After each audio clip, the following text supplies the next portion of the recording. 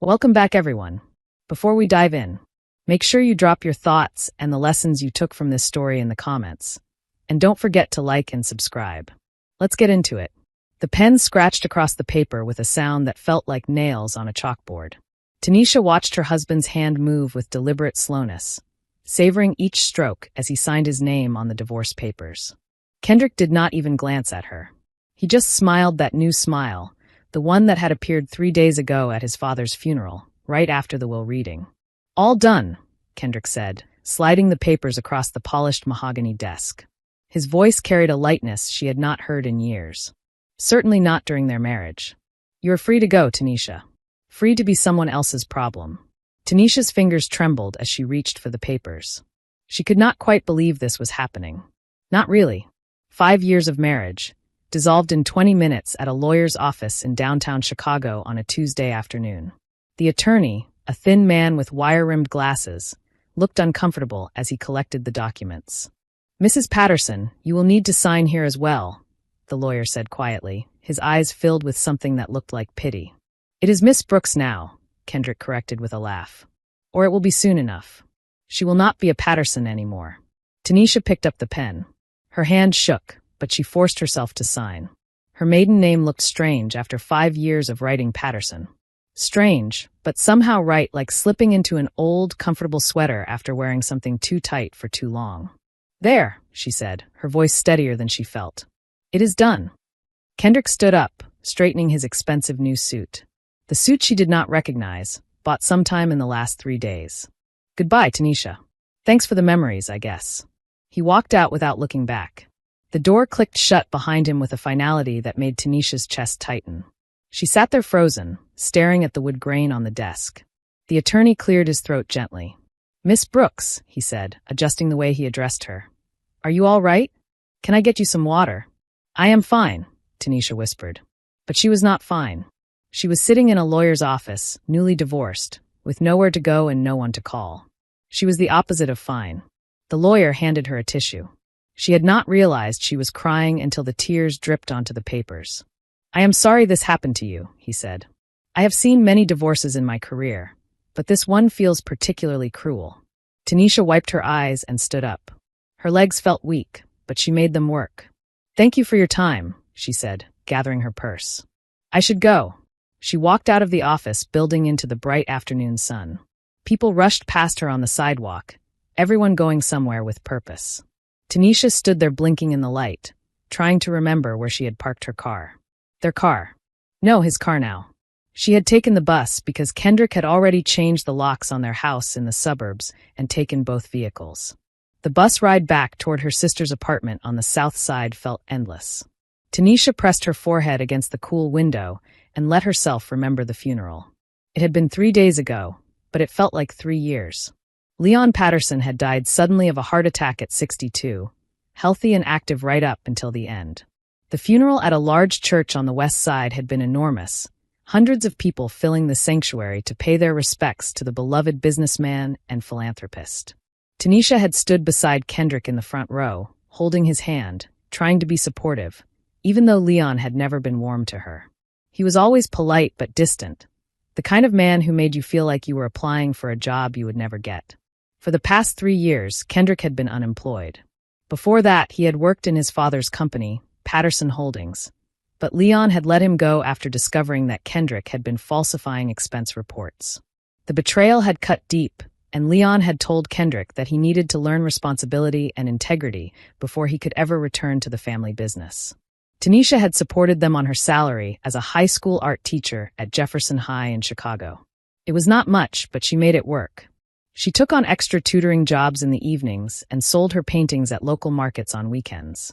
Kendrick had promised he was looking for work, but mostly he played video games, scrolled on his phone, and complained about how his father had ruined his life. She had loved him anyway, or at least she had tried to. She believed marriage meant standing by your partner through hard times. She believed he would eventually find his way, become the man she had fallen in love with during college when he had been charming and ambitious, talking about the companies he would build and the legacy he would leave. After the funeral service, everyone had gathered at the Patterson family estate just outside Chicago for the repast. The house sat on several acres, all manicured lawns, a massive brick facade, and white columns that seemed to judge everyone who walked up the steps. Tanisha had helped serve food and comfort grieving relatives, many of whom barely acknowledged her presence. She had always been the outsider. The teacher from a working-class family, Kendrick, had married against his family's wishes. Leon had never said it outright, but she could feel his disapproval in every polite nod, every tight smile. The will reading had been scheduled for later that afternoon, just for immediate family. Tanisha had been surprised when the estate attorney gestured for her to come into the study and sit beside Kendrick. Kendrick's mother, Gloria, had given Tanisha a cool look but said nothing. The attorney, a calm older man named Charles Lawson, had read through various bequests to charities and distant relatives. Tanisha had tried to follow the legal language but kept losing track, her mind still clouded by grief and exhaustion. Then Charles had reached the main portion of the estate. To my son, Kendrick Leon Patterson, he read, I leave the entirety of my business holdings, investment portfolio, and personal assets, totaling approximately $310 million. The room had gone completely silent. Tanisha had felt Kendrick go rigid beside her, his hand tightening around hers. $310 million. The number was so large it did not seem real. However, Charles continued, this inheritance comes with certain conditions outlined in a separate document that I will review with Kendrick privately. Kendrick had not seemed to hear that last part. His eyes had glazed over, his mind clearly calculating what that much money meant. No more depending on Tanisha's teacher salary. No more small apartment near the school. No more waiting for his father's approval. Wealth, freedom, status, all of it suddenly within reach. The private meeting with Charles had lasted 20 minutes. When Kendrick emerged from the study, his whole demeanor had changed. He had looked at Tanisha with an expression she had never seen before, something cold and evaluating, like she was a piece of furniture he was considering throwing away. At dinner that evening back at their apartment, Kendrick had been quiet. He pushed food around his plate, barely eating. Tanisha had tried to talk to him about the funeral, about his father, about how he was feeling. He had given one-word answers until she finally gave up and went to bed early, telling herself he was grieving. The next morning, she had woken to find Kendrick packing his clothes into suitcases. What are you doing? She asked, confused and still half asleep. Leaving, he said simply. I am moving into the estate. My estate now. Okay, Tanisha said slowly, trying to catch up. When should I pack? Do you want to move this weekend so we can sort everything together? Kendrick had laughed, a harsh sound without humor. You are not coming, Tanisha. I am done with this marriage. I am done with you. She had stood there in her pajamas, trying to process his words. What are you talking about, Kendrick? Your father just died. You are grieving. You are not thinking clearly. I am thinking clearly for the first time in years, he said, zipping up his suitcase. I settled for you because I thought I would never have anything better. But now I have $300 million. I can have anyone I want. Why would I choose you? The words had hit her like physical blows. Kendrick, please. This is crazy. We have been married for 5 years. We took vows. Vows I regret every single day, he said, looking at her with something close to disgust. You were convenient when I had nothing. Now I have everything, and you are just in the way. Is there someone else? The question had escaped before she could stop it. Kendrick had smiled that new, cruel smile. Her name is Brittany. She is beautiful, sophisticated, everything you are not, and now I can actually afford her. He had picked up his bags and walked out, leaving Tanisha standing in their bedroom while her world crumbled around her. She had spent that whole day crying, unable to believe this was happening. Surely he would come back. Surely he would realize he was making a mistake. But he did not. Instead, his lawyer had called the next day to schedule the divorce proceedings. Kendrick wanted it done quickly and quietly. He was offering her nothing. No alimony, no property settlement. Since they had never had any real assets together, there was nothing to fight over. He knew she could not afford a lawyer to contest it. Now, sitting on the bus, Tanisha felt numb. The crying had stopped somewhere around the third day. Now she just felt empty, hollowed out. She had given 5 years to a man who had thrown her away the moment he did not need her anymore. The bus lurched to a stop, and Tanisha got off, walking the 2 blocks to her sister's apartment building. Denise had taken her in without question, clearing out the spare room and making space in her closet. Denise was 6 years older, a nurse who worked night shifts at a hospital. She had never liked Kendrick and had warned Tanisha not to marry him. Tanisha climbed the 3 flights of stairs to Denise's apartment. Her key stuck in the lock for a moment before turning. Inside, the apartment was quiet. Denise was at work. Tanisha dropped her purse on the couch and stood in the middle of the living room, unsure what to do with herself. She should eat something. She should call the school and let them know she would be back to work the next day. She should start looking for her own apartment, something she could afford on a teacher's salary. She should do a lot of things. Instead, she walked to the spare bedroom and lay down on the narrow bed, staring at the ceiling until her eyes burned. Her phone buzzed. She almost did not check it, but habit made her reach for it. A text from an unknown number. "Just so you know, Kendrick and I are very happy together. He says you were boring in bed anyway. Enjoy your pathetic life. Brittany." Tanisha stared at the message. She should feel something: anger, humiliation, hurt, but she just felt tired. So incredibly tired. She turned off her phone and closed her eyes. Tomorrow, she would figure out how to put her life back together. Tomorrow, she would be strong. But today, she would let herself fall apart. The next morning, pale light filtered through the thin curtains of Denise's spare bedroom. Tanisha woke with a headache and a mouth that tasted dry. For a blissful moment, she forgot everything.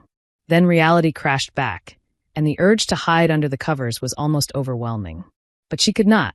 She had to go to work. She had to stand in front of her students and pretend everything was fine. She had to start building a life that did not revolve around Kendrick and his broken promises. Denise had left a note on the kitchen counter. "Coffee in the pot, bagels in the fridge. You are stronger than you know. Call me if you need anything. Love you.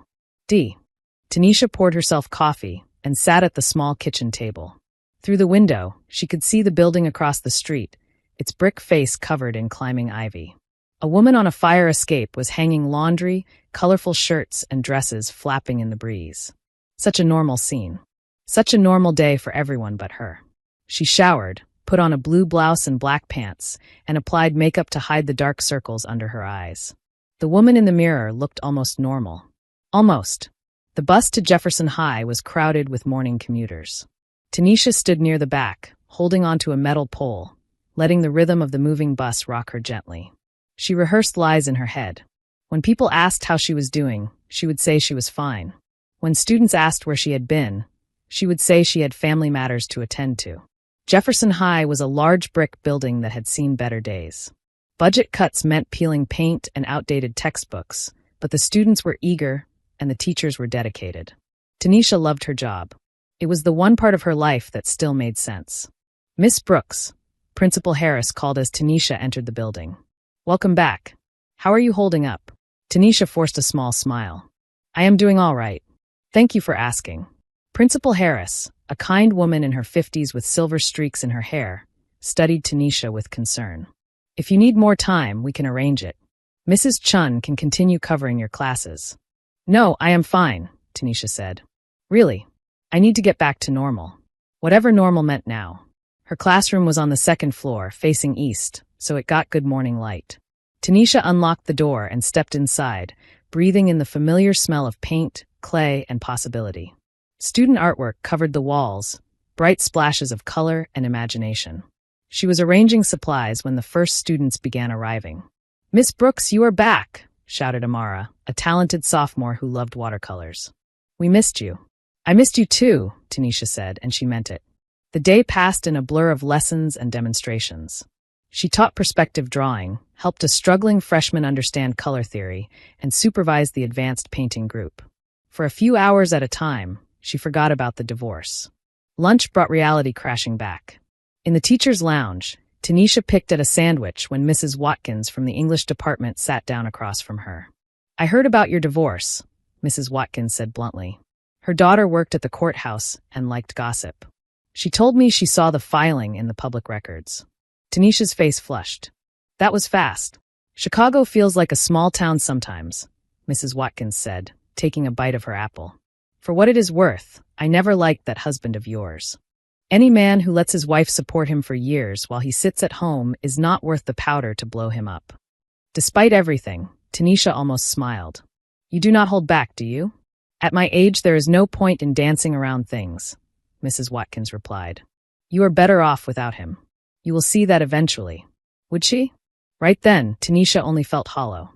She nodded anyway, not wanting to explain how she had devoted 5 years to a man who discarded her the moment money came into the picture. After school, Tanisha stayed late to clean her classroom and prepare for the next day. She did not want to go back to Denise's apartment yet, did not want to sit alone with her thoughts. When she finally left the building, the sun was setting, painting the sky in shades of pink and gold. At the bus stop, she turned her phone back on. Messages flooded in. Most were from Denise checking on her. A few were from extended family who had heard about the divorce. 3 were from Kendrick. Her finger hovered over the delete button, but curiosity won. The first message: Tanisha, I need you to sign some additional paperwork. My lawyer will send it over. The second: also, I will need you to return anything of mine that you took from the house. I have a list. The third: Brittany thinks you might try to cause trouble. Do not. You will not win. Tanisha stared at the messages and felt something new stir inside her. Not grief, not despair, anger. Not hot and wild, but cold and clear. She typed back, I do not have anything of yours. I left with my clothes and personal items. I have no intention of causing trouble. I just want to move on with my life. She hit send before she could overthink it. The reply came almost immediately. Good. Stay out of my way, and I will stay out of yours. Tanisha blocked his number. She should have done it days ago. She did not owe Kendrick anything, not his name, not her time, not the courtesy of reading his messages. 2 weeks crawled by. Tanisha moved through her days teaching and her evenings staring at apartment listings she could barely afford. She viewed a tiny studio not far from Jefferson High. The place was small, just 1 room with a kitchenette and a bathroom, but it had large south-facing windows that flooded the space with light. Good light for painting. She signed the lease. It was not much, but it was hers. That alone made it beautiful. One Thursday afternoon during her lunch break, Tanisha's phone rang with a number she did not recognize. She almost let it go to voicemail, then answered. Miss Brooks, this is Charles Lawson from Lawson & Pierce, the firm handling the estate of Mr. Leon Patterson, a calm male voice said. I need to schedule a meeting with you at your earliest convenience. It is regarding Mr. Patterson's will. Tanisha's stomach dropped. The will was already read. Kendrick inherited everything. I am not part of the family anymore. Nevertheless, Charles said carefully, there are provisions in the will that concern you directly. I cannot discuss the details over the phone, but I assure you it is important. Would tomorrow at 3 p.m. work? Our office is downtown. Yes, Tanisha said slowly. Tomorrow at 3 p.m. is fine. That evening, she told Denise about the call. Denise frowned. That is strange. Why would Leon's lawyer want to see you now? You are divorced. You should be done with them. I know, Tanisha said. But I have to go. I need to know what this is about. Do you want me to come with you? Denise asked. I can switch my shift. No, Tanisha replied, forcing a confident tone. I will be fine. It is probably just some formality. But that night she barely slept. Charles's careful tone played in her mind on a loop. Provisions that concerned her directly. Leon had barely spoken to her during the marriage. Why would he leave anything for her? The next day felt endless. Her students picked up on her distraction. Miss Brooks, are you okay? James, a quiet junior, asked. You seem nervous. I am fine, she said. I just have an appointment after school that I am thinking about. Is it bad? James asked. Like a doctor thing? Tanisha managed a small smile. No, nothing like that. Just a meeting with a lawyer. That sounds scary, James said with teenager bluntness. A little, Tanisha admitted. But sometimes we have to do scary things.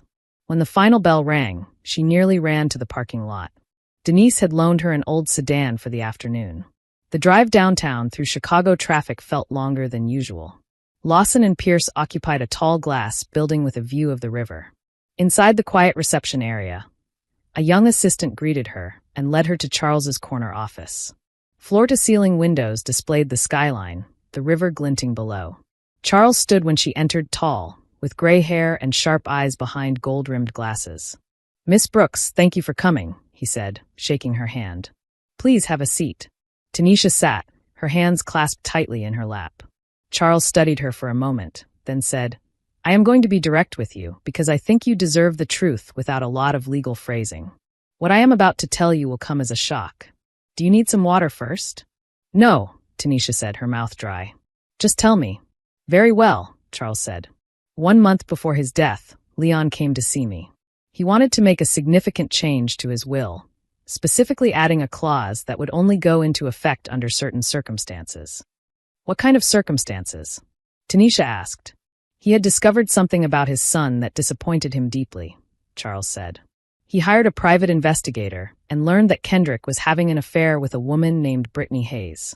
He also discovered that Kendrick was planning to divorce you immediately upon receiving his inheritance. Tanisha felt like the air had been knocked out of her. Leon had known about the affair. He had known about the plan to discard her and had not said anything. Why did he not tell me? She whispered.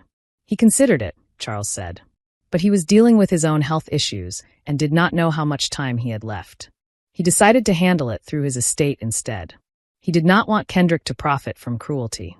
And he did not want you to walk away with nothing after everything you had sacrificed. Charles slid a document across the desk. This is the clause he added. Please read it. Tanisha picked up the paper with shaking hands. The legal language was dense, but as she read, the meaning became clear. Her vision blurred with tears. I do not understand, she said, even though she did. Charles's voice softened. Let me read it aloud. Should my son, Kendrick Leon Patterson, divorce his wife, Tanisha Brooks, within 1 year of receiving his inheritance, all assets, holdings, and funds designated to him shall immediately transfer to Miss Tanisha Brooks. This clause is irrevocable and supersedes all other provisions in this will. The office went silent except for the faint hum of the city beyond the glass. Tanisha blinked at him. The 310 million, she said slowly. You are saying it is mine? Every penny, Charles confirmed. Kendrick divorced you 3 days after the will was read. The conditions of the clause have been met. As of this morning, when I filed the necessary documents with the court, you are the sole inheritor of Leon Patterson's estate. Tanisha could not breathe. The room tilted.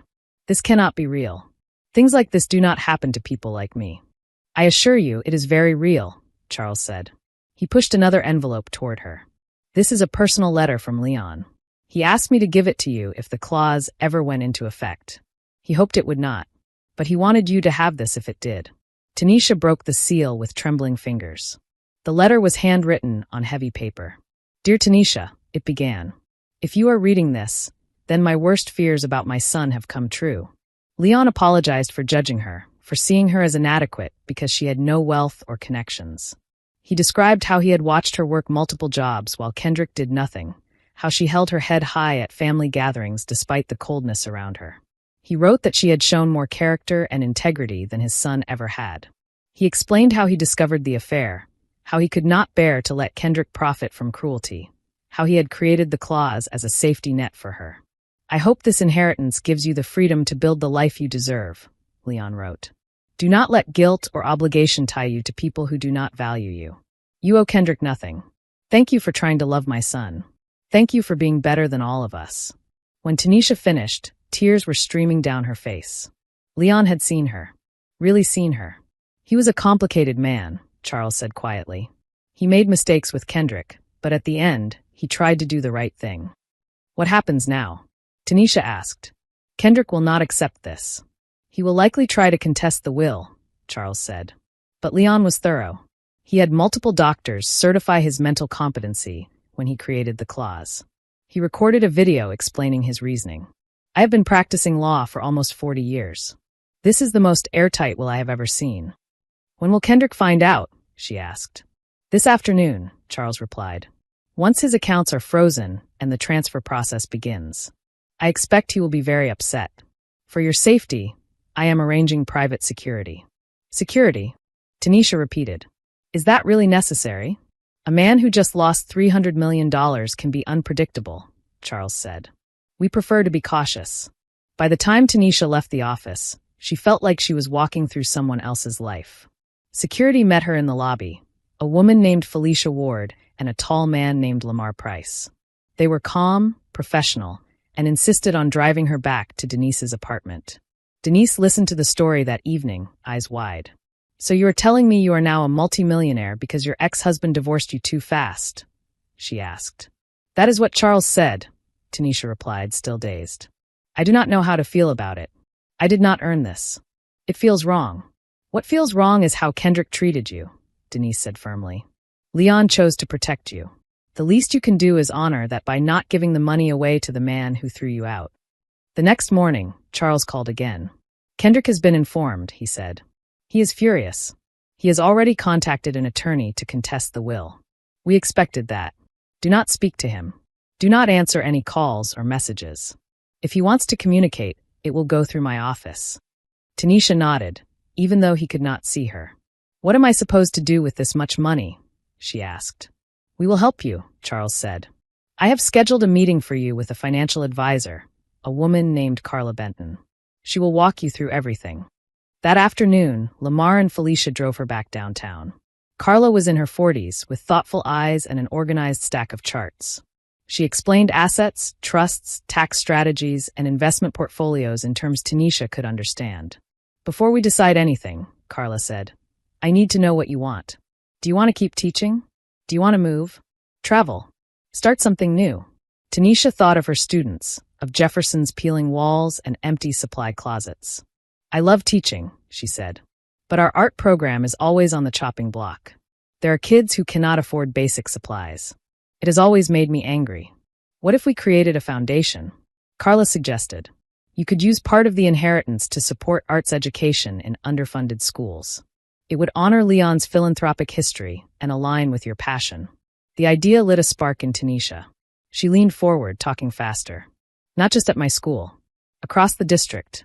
Grants for supplies, equipment, maybe scholarships for students who want to study art education. Carla smiled. Then that is where we start. While Tanisha began the careful work of turning Leon's money into something purposeful, Kendrick's world was falling apart. He sat in an attorney's office staring at the clause that had just ripped his inheritance away. Explain this again, Kendrick said through clenched teeth. Your father added this clause 1 month before his death, his lawyer, Calvin Pierce, replied. If you divorced Tanisha within 1 year of receiving the inheritance, everything would transfer to her. You divorced her 3 days after the will reading. The conditions were met. This is ridiculous, Kendrick snapped. That money was mine. Legally, it was not, Calvin said. Leon had concerns about your behavior. He hired a private investigator. He documented your affair with Brittany and your statements about leaving Tanisha as soon as you got the money. He was not confused or coerced. The evidence is all here. Kendrick paced in front of the window, furious. We will sue, he said. We will claim undue influence. Tanisha must have manipulated him. Your father documented every step of the process, Calvin said. He had doctors certify his mental state. There is no sign Tanisha even knew about the clause until after the divorce. I can file challenges if you are willing to pay for it, but I must be honest. The chances of success are extremely low. Over the next weeks, Kendrick burned through what little money he had left on legal fees, filing motion after motion. Each one failed. Judges upheld the will, citing Leon's thorough documentation. The media caught wind of the story. Headlines appeared on news sites. Heir loses $310 million for divorcing too soon. Teacher inherits fortune after father-in-law's secret clause. Tanisha tried to ignore the noise. She focused on her students, on meetings with Carla and Charles, and on building the Leon Patterson Foundation for Arts Education. She hired an experienced director named Angela Howard, a dynamic woman who had spent decades working in arts administration. Together, they designed grant programs for 10 local schools and drafted guidelines for scholarships. One afternoon, Angela said, There is a community arts center on the west side that is really struggling. The director's name is Dante Richards. He has been doing incredible work on almost no budget. I think you should meet him. The center occupied a converted warehouse with paint-splattered floors and walls covered in murals. Children and adults moved through the space, working on drawings, sculptures, and dance routines. The energy felt electric. Dante met Tanisha at the entrance, wiping his hands on his jeans. He was in his mid-30s, with gentle eyes and a calm confidence. Welcome, he said, offering his hand. We are a bit chaotic right now. After-school rush. He gave her a tour, introducing her to instructors and students. A group of teenagers worked on a mural celebrating their neighborhood. An older woman guided a watercolor class. A small boy proudly showed Tanisha a clay sculpture he had made. We serve about 200 students a week, Dante said. But we have a waiting list twice that long. If we had more space and supplies, we could do so much more. Tell me what you need, Tanisha said. They sat at an old wooden table and went over numbers. Dante was careful, asking for only what seemed absolutely necessary. Paint, brushes, easels, more classes for teenagers who needed somewhere to go after school. You are being modest, Tanisha said. What would it cost to really do this right? Expand into the empty space next door, hire more staff, update the equipment, secure this place for the next 5 years. Dante blinked. Honestly? Probably around $2 million. Then send Angela a full proposal, Tanisha said. We will fund it. He stared at her. You are serious? Very, Tanisha replied. I want this center to thrive. You are changing lives here. As they walked back through the building, Dante said quietly, I came here as a teenager. Not this exact center, but a place like it. Art kept me out of a lot of trouble. I would not be who I am without it. That is why I do this. That is exactly why I started the foundation, Tanisha said. Art saves people in quiet ways. Over the months that followed, the foundation flourished. 10 schools received grants. The Community Arts Center began renovations. Tanisha still taught part-time at Jefferson, 3 days a week, and spent the rest of her time on foundation work. Kendrick's legal fight collapsed. He could not pay his lawyers. His mother refused to fund further lawsuits. His girlfriend Brittany left him as soon as it was clear the money was gone. The lavish life he had imagined vanished before it began. In his frustration, Kendrick started sending angry messages to Charles's office, to the foundation's website, and finally, directly to Tanisha. You stole my inheritance, he wrote. You manipulated my father. I will make you pay. Tanisha forwarded the messages to Charles and Felicia. The police became involved. 2 detectives visited Kendrick's dingy new apartment the next week. Mr. Patterson, the older detective said, holding up prints of the emails, these messages can be interpreted as threats. You will stop all contact with Miss Brooks immediately. If you do not, we will arrest you. Kendrick protested, but it did not matter. His rage had consequences now. 6 months after the divorce, the foundation held its first annual gala at a hotel in downtown Chicago. The ballroom glittered with lights. Tables were decorated with centerpieces created by students. Photographs of murals, classroom projects, and scholarship recipients played on large screens. Tanisha stood in front of a mirror in her apartment, adjusting a deep red dress. Denise appeared in the doorway, smiling. You look incredible, Denise said. Kendrick is a fool. Kendrick did me a favor, Tanisha said, and realized she meant it. At the hotel, Angela greeted her with a hug. We have a full house, Angela said. Over 300 guests. Business leaders, educators, parents. The press is here too. Tonight is going to be big. Dante approached in a dark suit that somehow still looked a little like an artist's uniform. You ready for your speech? He asked. Nervous, Tanisha admitted. But ready. When it was time, Angela introduced her from the stage. Tanisha walked to the podium to applause, her heart pounding. 6 months ago, she began, I was a high school art teacher worried about whether my students would have enough paint for their projects. Today, because of an unexpected gift, I stand here on behalf of a foundation that has already changed hundreds of lives. She spoke about Leon's decision without dwelling on the pain that preceded it. She focused on the students whose classrooms now had supplies, the teachers whose programs had been saved, the parents who watched their children find confidence through art. Photos of smiling children and proud teenagers flashed behind her. Art does more than fill walls with color, Tanisha said. It gives young people a way to understand themselves and their world. It teaches problem-solving, focus, and resilience. Every brushstroke is a declaration. I am here. My voice matters. When she finished, the applause was thunderous. People rose to their feet. For a moment, Tanisha simply stood there, overwhelmed. Afterward, donors lined up to speak with her. Teachers thanked her for grants.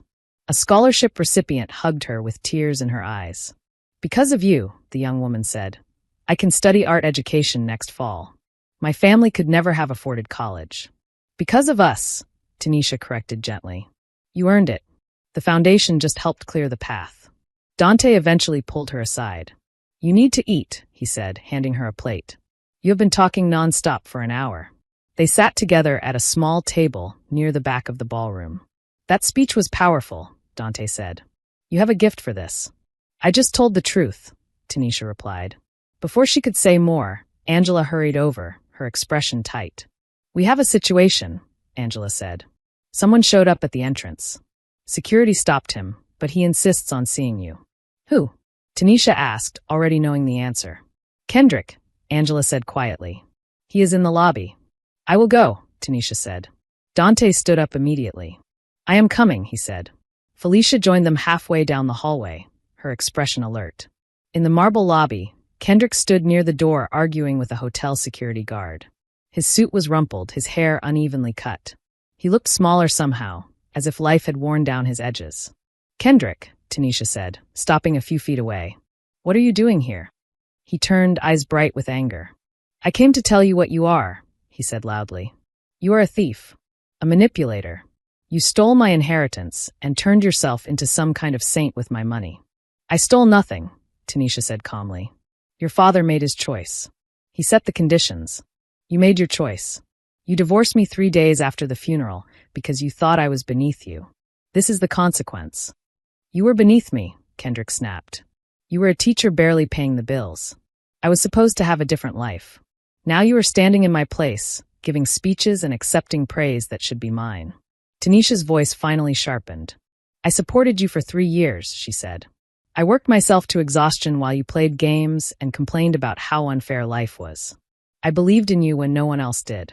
You repaid that by throwing me away the second you saw a chance to upgrade. He flinched, but she did not stop. Your father did not punish you by giving me the inheritance. He protected me from you. Look at what I am doing with the money, Kendrick. Classrooms are open. Students who could not afford college now have scholarships. Community centers are expanding. What would you have done? Bought more suits? Gone on vacations? Spent it all trying to impress people who do not care about you. Kendrick's face twisted. You think you are better than me now, he said. Because you have money? I think I am better than who you chose to become, Tanisha said quietly. Not because of money. Because I care about something beyond myself. She turned to the guard. Please escort Mr. Patterson out. If he returns, call the police. Kendrick's shoulders sagged. For a moment, he looked like the young man she had met in college, full of possibility. Then he turned away. Security led him out into the night. Tanisha's hands were shaking when she walked back toward the ballroom, but she felt lighter. For the first time, she had said everything she needed to say. Are you okay? Dante asked when she rejoined him. I am, Tanisha said. For the first time in a long time, I really am. The rest of the evening passed in a blur of conversation, laughter, and pledges. By the end of the night, the foundation had raised over $2 million in new donations. Angela hugged Tanisha, nearly in tears. We can double our grants next year, Angela said. This changes everything. Months passed. The foundation expanded to support 20 schools. The Community Arts Center's new wing opened with a celebration that drew families from all over the city. Tanisha and Dante grew closer, their weekly dinners shifting slowly from work discussions to personal stories, shared memories, and quiet moments that said more than words. 1 year after the divorce, the foundation held its second gala in the same hotel ballroom. This time there were 500 guests. The story of Leon's clause and Tanisha's choice to use the inheritance for others had spread beyond Chicago. Organizations in other cities had begun to replicate her model. As Tanisha scanned the room, she saw familiar faces. Teachers, students, donors, community partners. Denise stood near the back talking to volunteers. Angela reviewed last-minute details with the event coordinator. Dante moved through the crowd with easy warmth, talking with a group of young artists about their latest projects. Hard to believe it has only been a year, Angela said, joining Tanisha. Feels like we have been doing this for a lifetime. A good lifetime, Tanisha said. The best kind, Angela replied. When it was time for her speech, Tanisha walked to the podium with a steadier heart than the year before.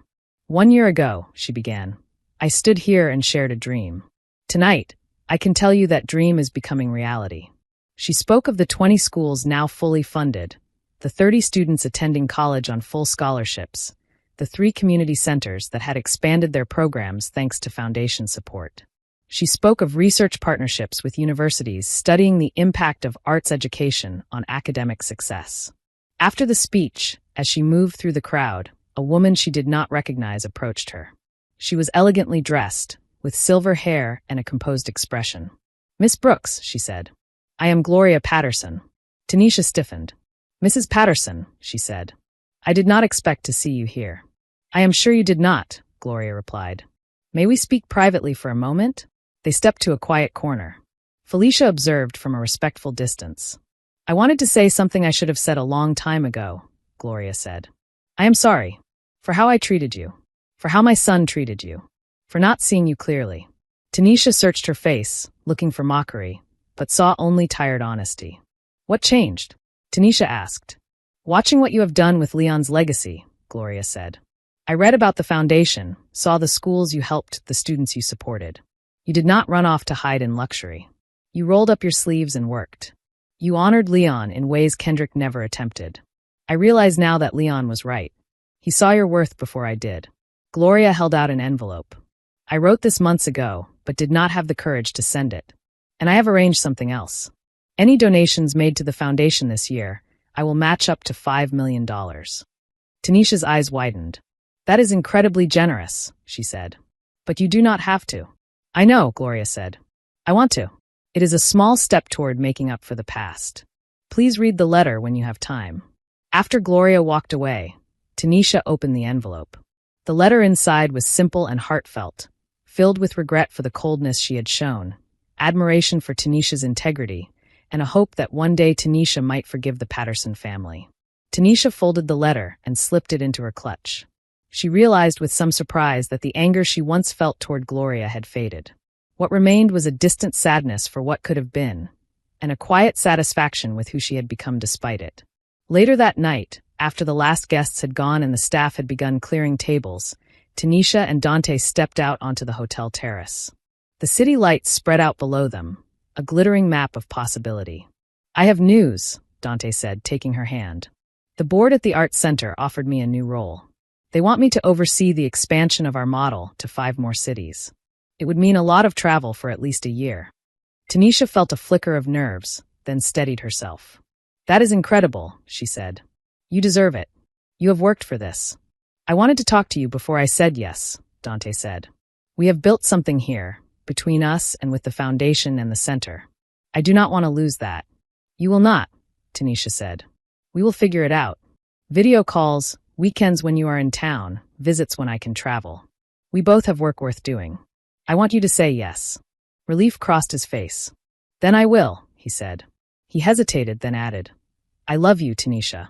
I have wanted to say it for months. Tanisha's answer came easily. I love you too, she said. Somewhere along this strange year, between foundation meetings, school days, and late-night conversations, she had fallen in love with this steady, thoughtful man who never asked her to be smaller than she was. They stood together, watching the city. Somewhere out there, Kendrick was rebuilding his life in a modest apartment, working an ordinary job. Perhaps he was learning slowly that character mattered more than money. Tanisha hoped so. Not because she owed him anything, but because everyone deserved a chance to grow if they were willing to do the work. But his journey was no longer her concern. Her life had moved forward. Jefferson's art rooms were filled with supplies. Students who once doubted their futures now talked about college and careers. Community centers pulsed with creativity and energy. The foundation had become its own living, breathing force. When Tanisha looked back, she saw the whole path clearly. The painful marriage, the cruel words in a cramped apartment, the shocking will reading, the divorce papers signed on polished mahogany. She saw Leon's letter, the first grants, the frightened but determined decision to use the inheritance to build something that mattered. She had taken the worst thing that had ever happened to her and turned it into the foundation of a life she had never dared to imagine. Not a life defined by wealth, but by impact. Not a life shaped by someone else's choices, but by her own. As she and Dante left the terrace hand in hand, walking back through the emptied ballroom where her vision had taken shape, Tanisha felt a quiet certainty settle over her. She was exactly where she was supposed to be. If you enjoyed this story, please like, comment, and share this video with your friends. Subscribe and turn on the notification bell so you never miss a powerful story drop.